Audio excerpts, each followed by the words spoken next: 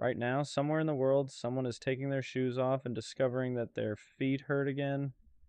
Maybe it's the arch, maybe it's the heel, maybe it's the ankle, maybe it's the strange little toe that seems completely useless until you smash it into furniture hard enough to briefly see God. Human feet are a disaster.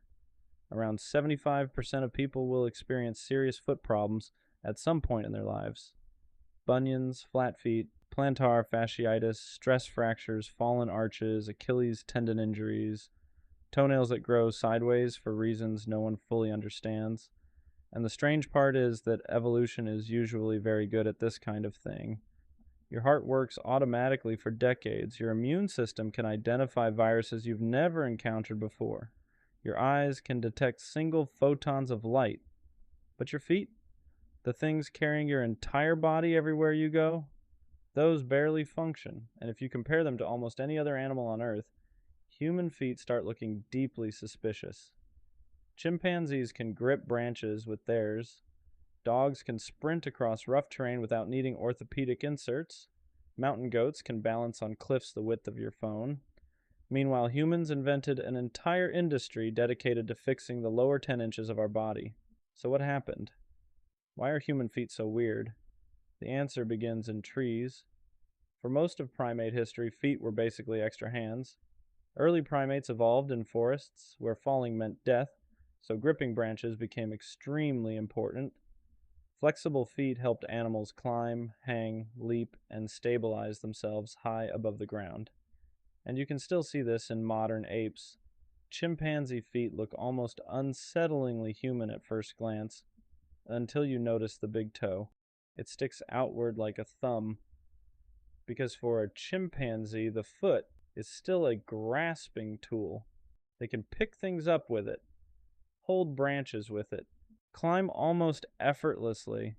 If you put a chimpanzee footprint beside a human footprint, it looks like evolution took a perfectly functional ape foot and bent it into something slightly broken, which is basically what happened. Around 6 to 7 million years ago, some ape ancestors in Africa started spending more time on the ground. Nobody knows exactly why.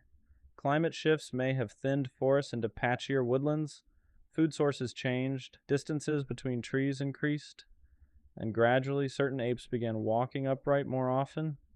At first this probably looked awkward because bipedalism is weird. Almost no large mammals move the way humans do. Running on two legs is slower than four in many situations, less stable, easier to injure, harder on the spine, and yet evolution kept pushing us in that direction. Why? Because upright walking had advantages. It freed the hands, it reduced heat exposure under the African sun, it made long-distance travel more efficient. Humans became endurance walkers, not fast, not strong, not particularly dangerous, just extremely good at moving across enormous distances without stopping, and that required rebuilding the foot from the ground up, literally. Over millions of years, the human foot transformed from a flexible grasping structure into a rigid spring. The big toe moved inward and aligned with the others. The toes shortened, the midfoot stiffened, and most importantly, the arch appeared. That arch is one of the strangest structures in your entire body. It works like a biological suspension bridge. Every time you take a step, the arch compresses slightly, stores energy, and releases it forward again. Without it, walking and running become dramatically less efficient. Your foot is not just a platform, it is a spring-loaded lever built out of 26 bones, more than 30 joints, and over 100 muscles, tendons, and ligaments, all trying to coordinate at once. Which is incredible, but it also created a problem, because evolution was not designing a perfect foot. It was modifying an ape foot. And sometimes evolution works less like an engineer, and more like someone trying to turn a canoe into a motorcycle using only duct tape. Human feet are full of compromises. Take the ankle. Human ankles are remarkably unstable compared to many animals because they evolved for mobility and balance during upright walking, which is why stepping slightly wrong on a curb can temporarily destroy your entire day. Or the Achilles tendon. Humans have an unusually large Achilles tendon because it stores elastic energy during running, helping us move efficiently over long distances.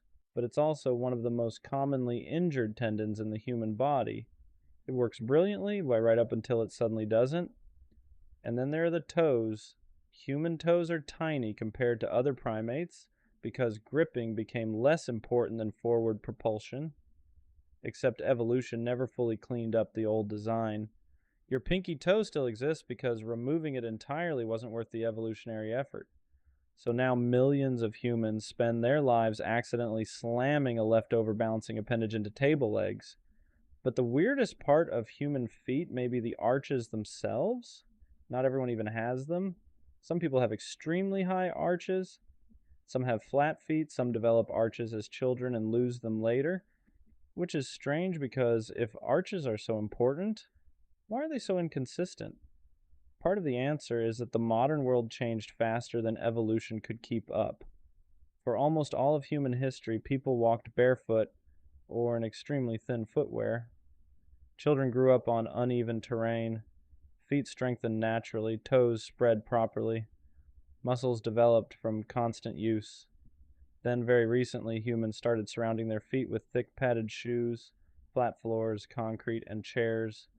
And suddenly, structures evolved for natural terrain were spending their entire existence trapped inside narrow fabric containers. Some anthropologists and biomechanists think many modern foot problems are not actually caused by the foot being badly designed. They may be caused by modern environments colliding with ancient anatomy. In populations that spend much of their lives barefoot, certain foot deformities, especially bunions, are dramatically less common, which means some of the pain in your feet may not come from evolution failing, it may come from civilization. But even in perfect conditions, the human foot is still weirdly fragile. And part of that comes from the fact that humans evolved for a style of movement most modern people almost never do anymore. Persistence hunting. For tens of thousands of years, humans survived partly by chasing animals to death. Not through speed, through exhaustion. A deer can sprint faster than a human easily. But under enough heat, over enough distance, humans become terrifying. We sweat efficiently, we stabilize our heads while running, we conserve energy well over long distances, and our feet evolved to support that. The arch stores energy. The Achilles tendon acts like a spring. The toes stabilize forward motion. Your foot is not optimized for standing in kitchens. It is optimized for crossing entire landscapes, which explains something important. Modern humans spend huge portions of life standing still, sitting, walking on flat artificial surfaces, wearing supportive footwear from early childhood. In evolutionary terms, this is extremely new. Your feet were built for migration. Instead, many of them now spend most of their lives inside climate-controlled rectangles, and yet despite all of this, human feet are still kind of amazing. Because those strange, awkward structures carried our species across deserts, mountains, ice sheets, forests, and continents. They helped humans migrate out of Africa, cross Asia, reach Australia, survive the Ice Age, walk to the edge of the Pacific Ocean, and eventually step onto the moon, all with modified ape feet that evolution never entirely finished rebuilding, which may be why they still hurt so much. Your feet are not elegant, they are not efficient masterpieces, they are evolutionary compromise stacked on top of evolutionary compromise. A climbing tool slowly transformed into a long-distance running spring by millions of years of desperate improvisation, and every blister, twisted ankle, collapsed arch, and broken pinky toe is part of that story. Tonight you are probably going to walk across your house without thinking about your feet even once. But underneath you are two bizarre biological machines originally designed for tree-climbing apes, still trying to survive the modern world.